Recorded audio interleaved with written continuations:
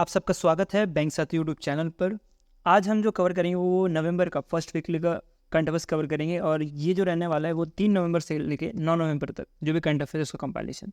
और ये वीडियो तो लंबी होने वाली है बिकॉज जितने भी न्यूज़ है वो सारा का सारा एक ही वीडियो में कवर करेंगे, नेशनल हो, बैंकिंग हो, अपॉइंटमेंट हो या स्पोर्ट्स हो। ठीक है, तो पहले से पढ़ते हैं विदाउट वेस्टिंग एनी टाइम। तो पहला न्यूज़ आ रहा है कि insurance regulatory and development authority of India ने इम्प्लीमेंटेशन जो टाइमलाइन है उसको इंक्रीज़ कर दिया गया है। किसका timeline? International financial reporting standard regulation, जिसको IFRS 17 रेगुलेशन ये बोला जा रहा था। तो इसका जो डेट था वो रखा गया था फॉर फाइनेंशियल ईयर 2025। अब इसको बढ़ा के रख दिया है फाइनेंशियल ईयर 2027 तक। तो अब हम ये समझते हैं क्या है ये IFRS 17। IFRS 17 जो है एक तरह का फ्रेमवर्क है जिसके अंतर्गत रिपोर्टिंग दी जाती है जो भी इंश्योरेंस कॉन्ट्रैक्ट रहता है उसको ऊपर। अब हम इस वर्ड का मतलब समझते हैं क्या होता है ये इंश्योरेंस कॉन्ट्रैक्ट। अब देखिए, अब जब भी कभी कोई कस्टमर है और कोई इंश्योरेंस कंपनी है, वो दोनों के बीच में एक इंश्योरेंस कॉन्ट्रैक्ट साइन होता है। अब मान लीजिए ये पर्सन ए है और ये पर्सन ए को जो है इंश्योरेंस लेना है, तो उस केस में वो कंपनी के साथ इंश्योरेंस कॉन्ट्रैक्ट साइन करता है।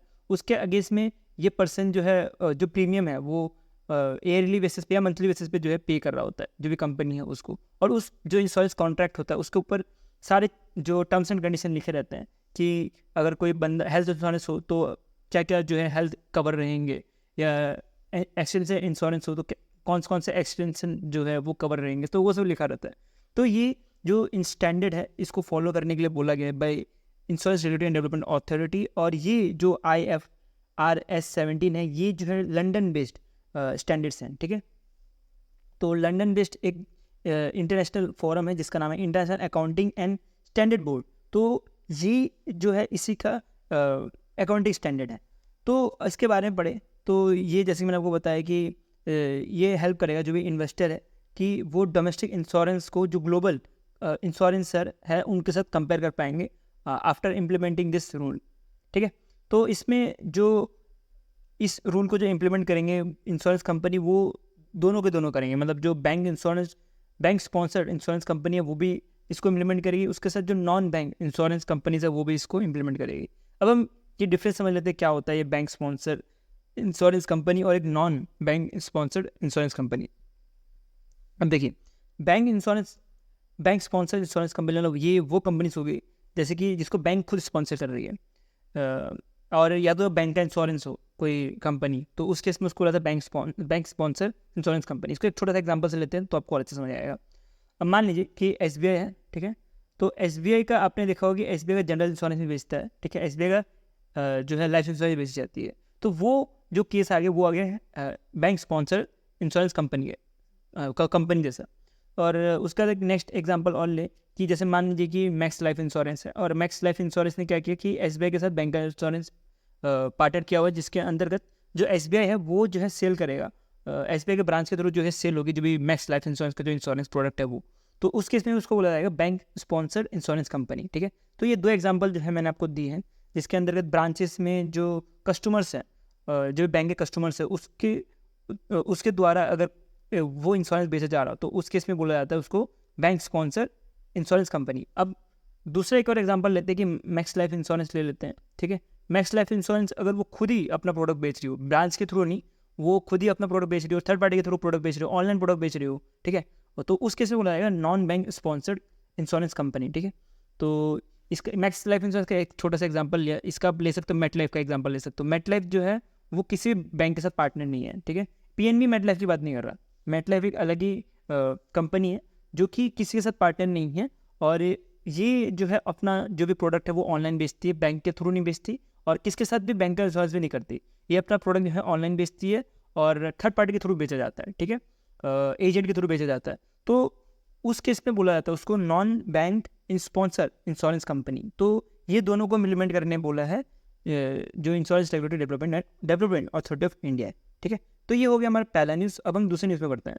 मैं होप करता हूँ जो मैंने आपको समझा आपको डिटेल में समझ आया। तो अब तक का वीडियो अच्छा लगा तो लाइक कर देना यार, और नेक्स्ट चलते हैं, नेक्स्ट न्यूज़ में बढ़ते हैं। तो वो न्यूज़ समझने के कारण मेरा पहले ये था कि आपको जो इंपॉर्टेंट न्यूज़ है वो पहले समझ आ जाए, उसके बाद हम जो लाइट वाला न्यूज़ है उसको पढ़ते हैं। तो इसमें आ रहा है कि RBI ने बैन कर दिया है जो भी NBFCs है, 4 NBFCs हैं जो बैन कर दिया कि ये जो है लोन सेक्शन नहीं कर पाएंगे। अब ऐसा क्यों किया गया? क्योंकि ये जो है हाई इंटरेस्ट रेट चार्ज कर रहे थे कस्टमर्स से, ठीक है। तो इसी की वजह से ये 4 NBFCs को जो है RBI ने लोन सैंक्शन करने के लिए मना किया गया। तो ये कौन कौन सी NBFC है वो देखते हैं। तो पहली जो NBFC है वो आपको मिलेगी आशीर्वाद माइक्रो फाइनेंस लिमिटेड, दूसरी है आरोहन फाइनेंस सर्विस लिमिटेड, और तीसरी है direction moving index financial private limited, और चौथी है नवी फिनसर्व लिमिटेड। तो ये जो आपको लास्ट के 2 दिख रहे होंगे ये जो है NBFCs है, नॉर्मल NBFCs है, और जो पहले 2 दिख रहे होंगे ये आपको माइक्रो फाइनेंस इंस्टीट्यूट्स मिलेंगे, ठीक है। तो NBFCs में डिफरेंट कैटेगरीज रहती है, तो इसमें जो माइक्रो फाइनेंस इंस्टीट्यूट्स है तो इसमें से ये 2 आपको मिलने वाले हैं। तो ये जो 4 है, ये 4 कैसे हम याद रख सकते हैं, इसका एक ट्रिक भी देखते हैं कैसे हो सकता है, कैसे हो पाएगा। चलो, जैसे कि मान लीजिए कि 2 पर्सन है, ठीक है। 2 पर्सन कौन से, पहला एक पर्सन है जिसका नाम है नवी, ठीक है। नवी पर्सन है और उसका दोस्त है रोहन, ठीक है। रवि और रोहन को जो है आशीर्वाद आटा लेने जाना है, आशीर्वाद आटा लेने जाना है, लेकिन उनको जो है दुकान नहीं पता। तो दुकान नहीं पता तो क्या करेंगे, वो डायरेक्शन पूछेंगे, तो वो डायरेक्शन पूछेंगे जिसकी वजह से उनको आशीर्वाद जहाँ मिलता है वो दुकान मिल जाएगा। तो इससे आपको याद रखना है क्या, नवी से याद रखना है नवी फिनसर्व लिमिटेड, और आरोहन जो रोहन है उनसे याद रखना है कि रोहन याद रखना, ठीक है। और उसके बाद आशीर्वाद से आपको याद रह जाएगा कि आशीर्वाद आटा लेने जा रहे हैं दोनों के दोनों, तो आशीर्वाद माइक्रो फाइनेंस लिमिटेड, और उसके बाद उन्होंने डायरेक्शन पूछा था तो उससे आपको डायरेक्शन मूविंग इंडेक्स जो है याद आ जाएगा, ठीक है। तो ये थोड़ा सा ट्रिक था मेरी तरफ से जो आपको मेरे ख्याल से हेल्प करेगा एग्जाम के लिए। नेक्स्ट चलते हैं, नेक्स्ट में बढ़ते हैं याद रखने के लिए।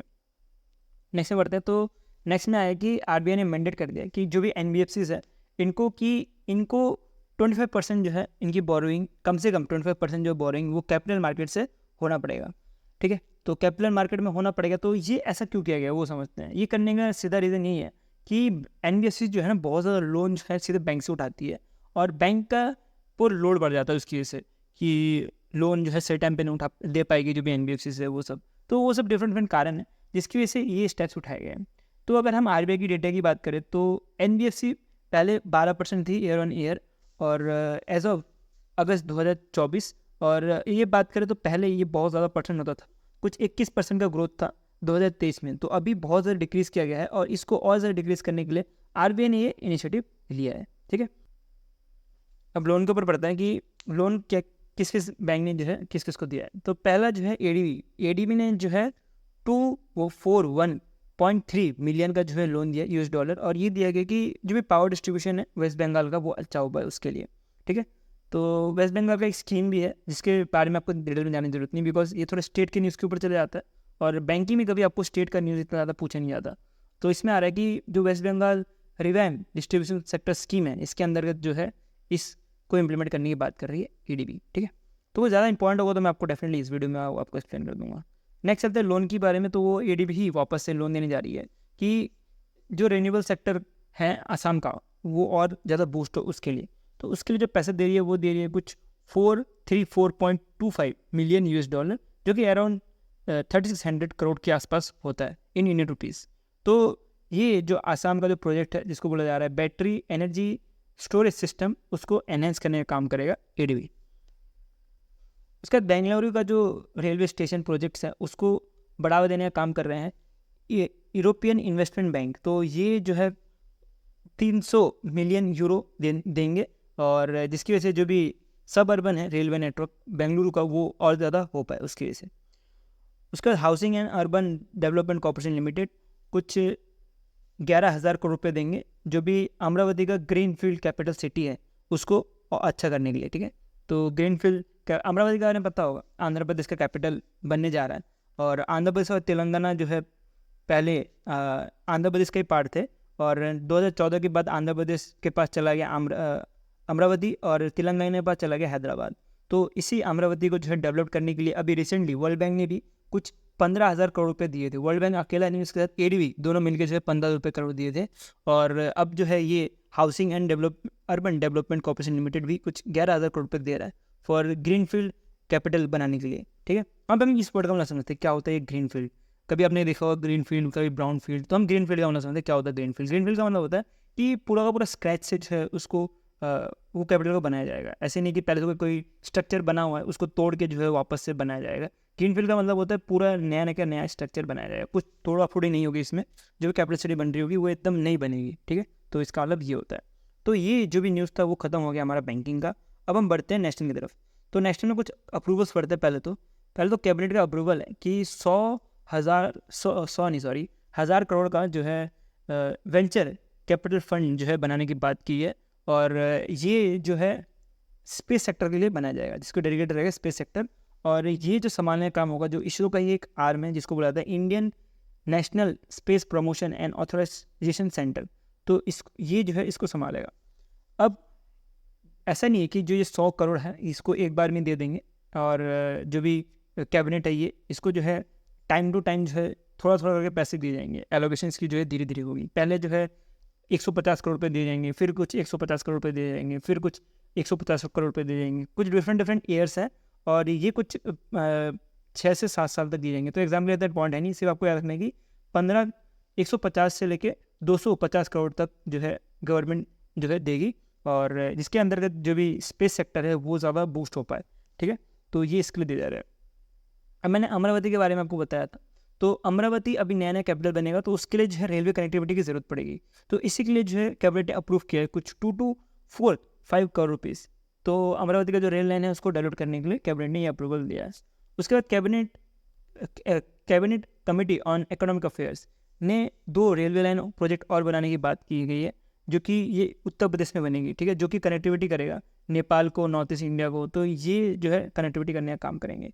तो ये जो 2 रेलवे प्रोजेक्ट बन रहे हैं, इसके लिए जो कॉस्ट लगने वाला है वो 6798 करोड़ रुपये लगने वाला है, और इसके लिए टोटल 5 साल के लिए ये पैसे जो है दिए जाएंगे। तो मैंने आपको ऑलरेडी लिख के रखा है लेस इंपॉर्टेंट, इसका मतलब ये थोड़ा कम इंपॉर्टेंट है। तो इससे ज़्यादा इंपॉर्टेंट बाकी न्यूज़ है, लेकिन आपको ये पढ़ना ज़रूरी है, बिकॉज एग्जामिनर पकड़ नहीं सकते कहाँ से क्वेश्चन पूछ दे। बट आपको पढ़ना ज़रूरी है सब कुछ, बट ये थोड़ा लेस इंपॉर्टेंट में आता है, तो इसमें आप कम ध्यान दोगे तब भी चल जाएगा। उसके बाद बात करें कि employ state insurance corporation medical benefit council, तो इन्होंने अप्रूव कर दिया कि जो भी इनके एम्प्लॉय रहेंगे वो प्रधानमंत्री जन आरोग्य योजना का लाभ ले पाएंगे, जिसको PMJ योजना ही बोला जाता है। ठीक है, तो जो भी ESI बेनिफिशियरी है वो हेल्थ एक्सेस ले पाएंगे, और जो भी उनका एनुअल चेकअप हो या अर्ली डायग्नोस हो वो जो है सॉल्व हो पाएगा। ठीक है, तो ये हेल्थ इम्प्रूवमेंट करने के लिए लॉन्च किया गया है, और ये लॉन्च किया गया जो भी ESI जो एम्प्लॉय है उन्हीं के लिए। ठीक है, इसके मिनिस्ट्री ऑफ डिफेंस ने जो है अप्रूव किया कि 6 जो है एयर क्रूजन व्हीकल जो है इंडियन कोस्ट गार्ड के लिए बनाया जाएगा। जो बजट रखी गई है वो रखी गई है 387.44 करोड़ रुपीज़, और इसके लिए जो है गोवा बेस्ड एक कंपनी है उसके साथ ये कॉन्ट्रैक्ट साइन किया गया है। ठीक है, नेक्स्ट चलते हैं, नेक्स्ट न्यूज़ में बढ़ते हैं। तो अमित शाह ने स्टैचू ऑफ सरदार वल्लभ भाई पटेल का जो है स्टैचू है वो इनोग्रेट किया गया है टू सेंसस बिल्डिंग, जिसको जनगणना भवन भी बोला जाता है।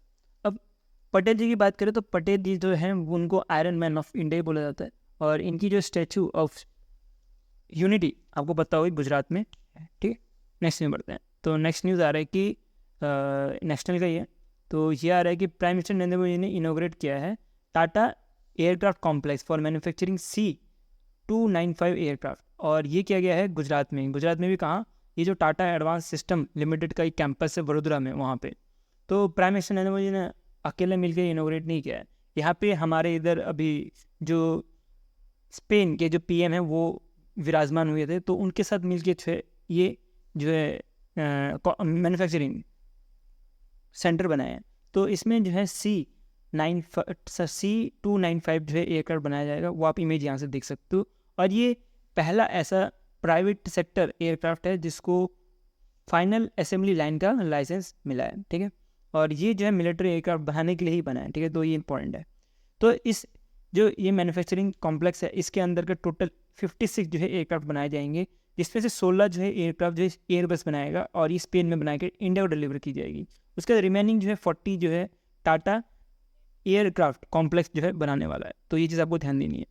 तो ये जो भी मैन्युफैक्चरिंग सेंटर बनने वाला है इसको सपोर्ट करने का काम होगा भारत इलेक्ट्रॉनिक्स, उसके बाद भारत डायनामिक्स और MSM, तीनों मिलके जो है इसको सपोर्ट करेंगे। ये तीनों जो है डिपार्टमेंट है, ये तीनों मिलके जो है सपोर्ट करेंगे।